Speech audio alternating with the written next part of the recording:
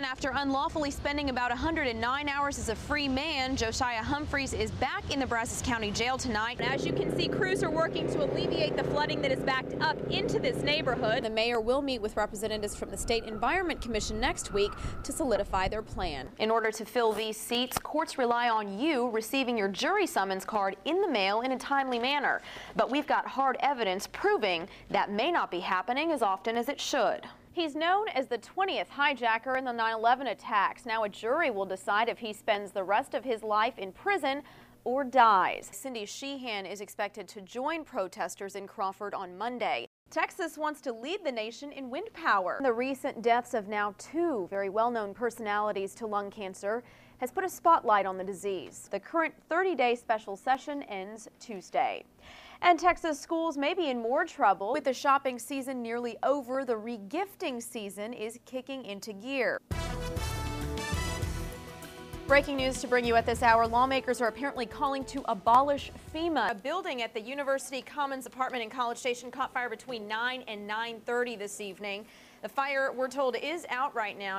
Pass it down. Pass it down. It's a place people gather. Okay, we really need 1, 2. From all corners of the community. Anybody else want eggs at this table? When they have nowhere else to go.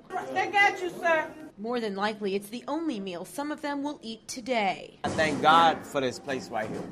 Detaya Williams and his wife come to the Whirling Rainbow Feeding Kitchen every Saturday morning. They know they can count on homeless people working together to feed other homeless people. I'm particular about what I eat, but as you can see today, it was all good. The vision for the feeding kitchen started 10 years ago right here at the corner of Madison and Morgan, with one man serving food out of his station wagon. A woman just driving by saw it and was inspired. I just pulled over and then we started helping him. For 5 years, Crystallizer continued to help, eventually bringing the kitchen to a school in Little Italy. Cook with love, 'cause I do it. Former cook Gizmo Cross has been preparing meals since the permanent spot opened 4 years ago. It's nice to be a part of something. You know what I mean? It keeps me motivated. Frida Dickerson helps out too. Forks and spoons and napkins. And with full bellies, everyone chips in to clean up. I think we have a good energy here, and I think that we really wanted to create a really safe space for everyone, that they all feel welcome and that we're looking at each other as just friends. Friends who look forward to these meals and to Saturday mornings. Sonia Azad, Northwestern News Network. Gushing water spilled across roads as Hearn experienced what residents call one of the worst floods this town has ever seen.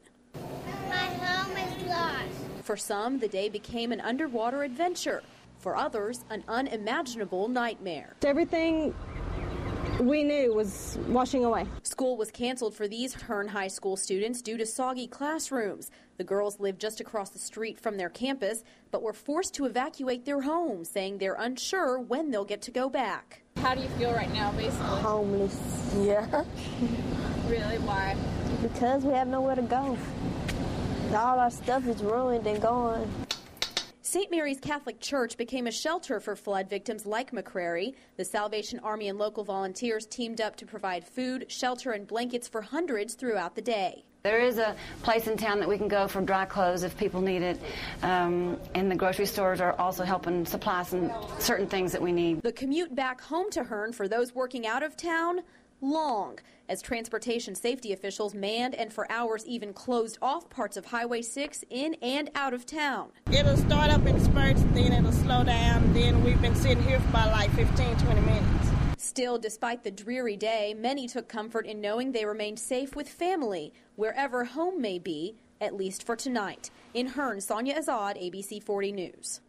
If you think rolling past airport security is annoying, get ready for the newest hurdle in transport: security at the train station. One of the nice things about taking Amtrak is that it's so easy. You come in, you get your ticket, and you get on the train. There's no security, there's nothing, you don't have to worry about your baggage. It's a very quick process. This week, Amtrak is launching the latest effort in transportation security: bomb-sniffing dogs and random baggage checks. We will swab the baggage and put the swab in a machine that tests for explosive residue and then send them on their way.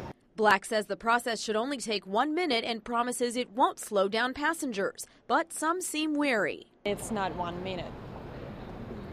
It takes them a minute, but it doesn't take us a minute. It takes us more. Other travelers say it'll be a minute well spent. It's just keeping the city safe, the station safe, the people safe, and you know, I think it's a pretty good idea. And don't worry about shedding layers of clothes at the gate. This is not like airport screening where everybody's baggage is checked and where people are asked to take their shoes off and where, you know, you remove your outer garments. It is not like that. But it is random, which doesn't sit well with 16-year-old traveler Luke Namer. If there's a direct threat on the train systems, then I feel it's imperative that they implement something such as that.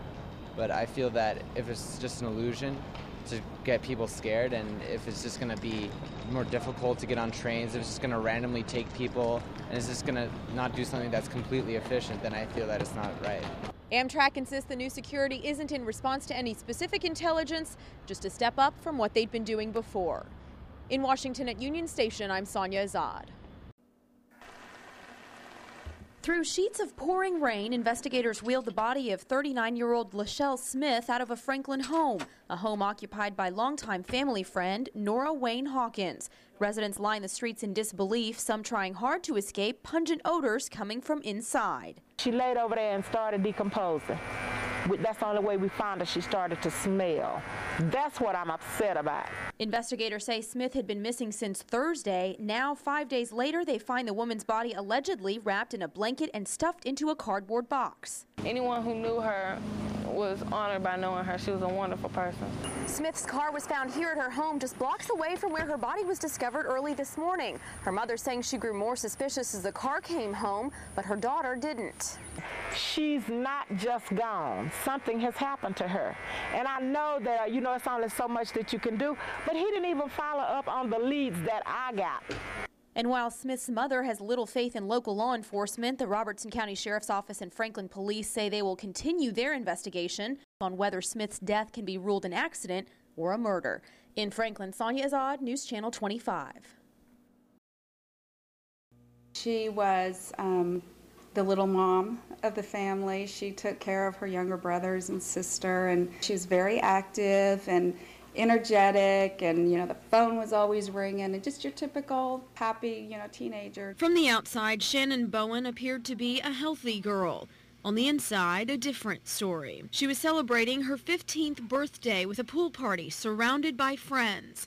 Then suddenly, tragedy struck. She was blue and not breathing and not conscious.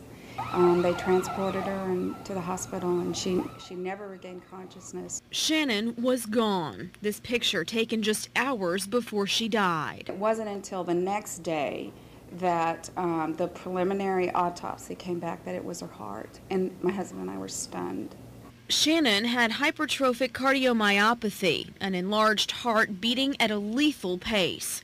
Her parents never knew.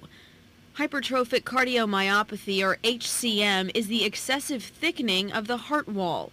If that wall gets too thick, it can lead to a sudden heart attack. Dr. Buck Cross says HCM is common in young kids, and 6% of children with the disorder suddenly die. The most vulnerable group, preteens. That's the range usually where the kids are becoming, you know, more involved in athletics and, you know, really exerting themselves more, and those are the ones that are probably at the biggest risk. But HCM is easy to detect. To show you just how quick and painless it is, Dr. Cross did a quick check of my heart. With hypertrophic cardiomyopathy, this wall becomes very thick. After losing one child to HCM, Diana had her other children tested. They did a biopsy to be sure, and it came back positive that he did have exactly what my daughter had. At the age of 13, Diana's oldest son, Scott, was diagnosed with HCM. Thanks to screening, Scott is still alive. Essentially, your daughter's death may have saved your son's life. Yeah. Do you think of it like that? Yeah, she's always watching over him.